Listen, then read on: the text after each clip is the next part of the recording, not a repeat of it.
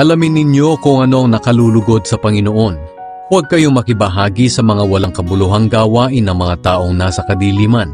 Sa halip ipamukha nyo sa kanila ang kasamaan nila. Nakakahiyang banggitin man lang ang mga bagay na ginagawa nila ng lihim.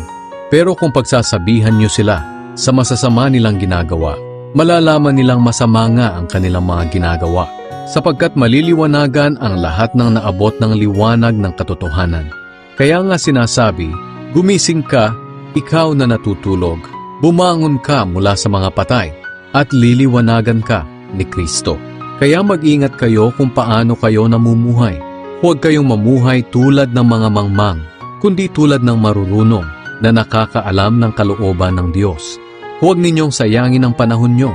Gamitin nyo ito sa paggawa ng mabuti, dahil maraming gumagawa ng kasamaan sa panahong ito.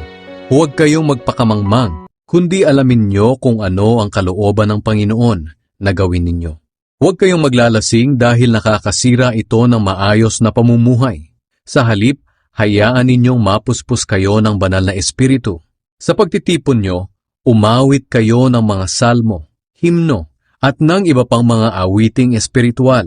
Buong puso kayong umawit at magpuri sa Panginoon. Lagi kayong magpasalamat sa Diyos Ama sa lahat ng bagay. Salamat